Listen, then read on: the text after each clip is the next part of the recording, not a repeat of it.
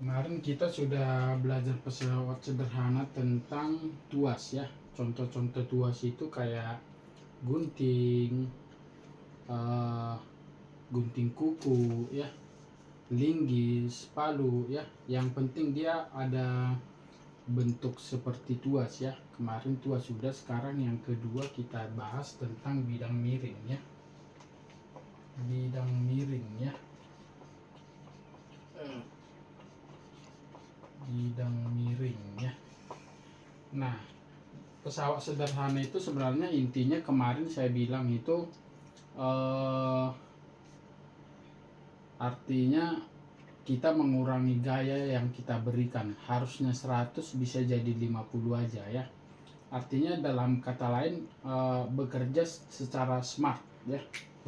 Misalkan seperti ini. Ini ada kotak ya. Nah, ini kita mau mindahkan ke sini. Ya kan? Ini misalkan ada beratnya 100 Newton, berarti kita harus dorong sebesar 100 Newton juga ya, minimal, supaya dia bisa bergeser ya, tergantung nanti gesekan lantainya ini. Nah itu dia. Nah kemudian supaya lebih enteng, misalkan kita bikin dia bulatan. Ini kalau bikin bulatan lebih enak mendorongnya ya.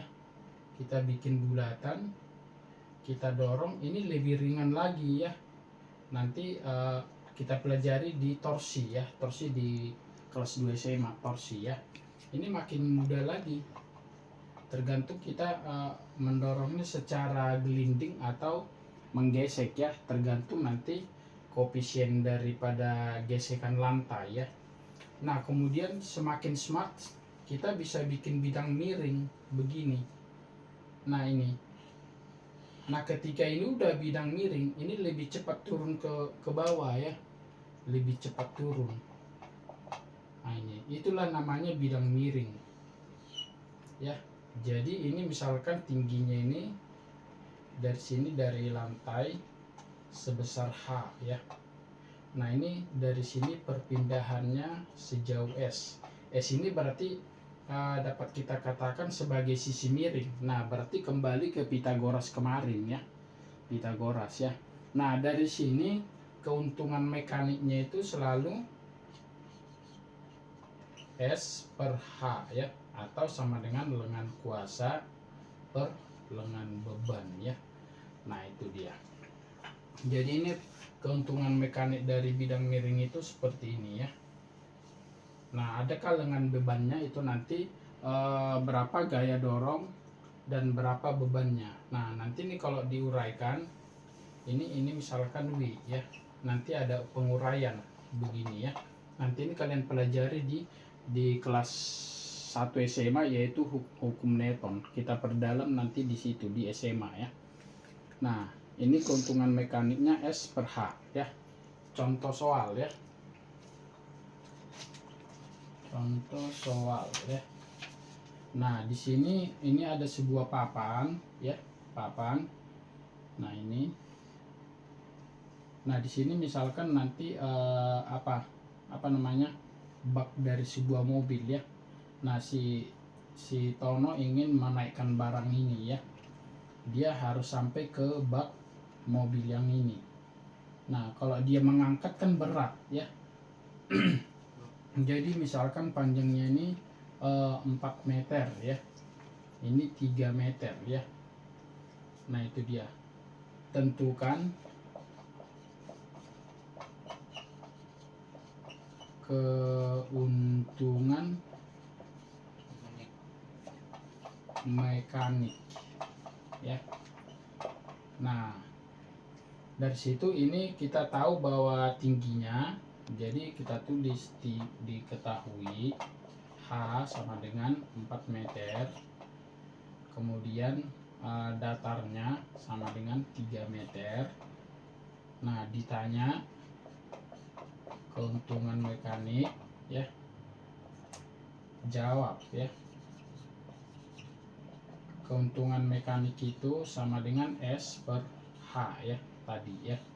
Nah di situ S-nya kita belum tahu ya. Berarti kita gunakan di sini nanti Pitagoras ya. Ini 4, ini 3, ini S ya. Sesuai dengan rumus Pitagoras bahwa S kuadrat sama dengan 4 kuadrat tambah 3 kuadrat. Jadi S kuadrat sama dengan 16 tambah 9. Jadi S sama dengan akar 25. Jadi S-nya di 5 ya. Nah, itu dia. Nah, berarti keuntungan mekaniknya sama dengan S per H sama dengan 5 per 4. Inilah keuntungan mekaniknya, 5 per 4 ya. Nah, itu dia.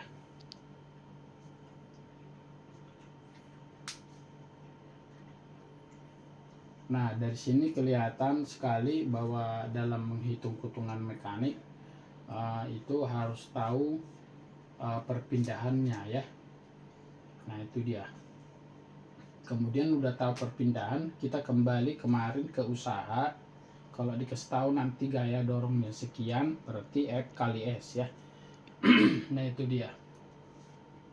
Nah, kemudian apa namanya? Kalau misalkan ini dikasih tahu didorong ya, didorong dengan gaya sama dengan 10 ya. Nah, berarti kalau ditanya usahanya adalah F kali S ya. F itu berapa? 10. S-nya di 5. Berarti 50 Joule ya. Nah, itu dia. Nah, kalau ditanya waktu dari sini ke sini, T-nya sama dengan 1 menit ya. Berarti ini bisa kita hitung dayanya berapa? W per T ya. Daya itu P ya. W per T. Tadi W-nya 50 ya. Ini waktunya 1 menit berarti 60 detik ya.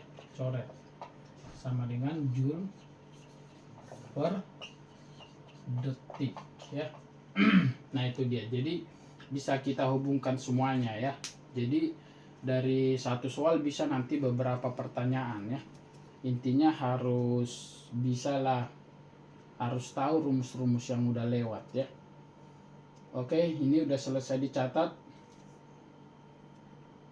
Oke, dicatat dulu biar kita lanjut nanti untuk yang ketiga, katrol ya. Yang ketiga katrol ya. Nah, misal ini tadi biar kelihatan ini bak ya, bak mobil ya. Nah, itu. Jadi itulah penerapan di kehidupan sehari-hari ya.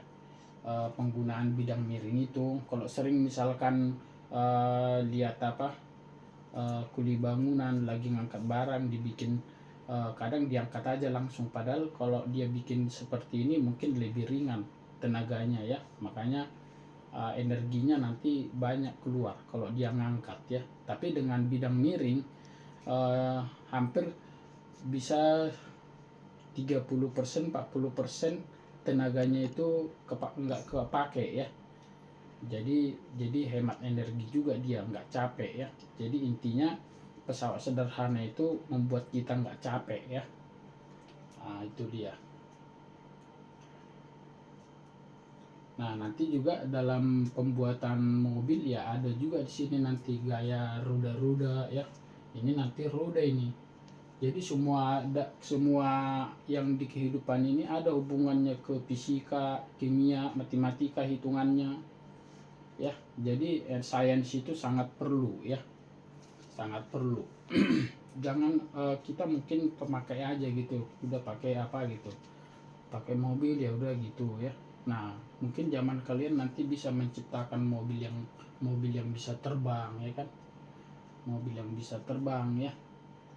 Bagaimana bisa terbang ya, itu kalian belajar nanti di gaya angkat pesawat. Itu hukum Bernoulli ya. Itu nanti di fisika juga ya.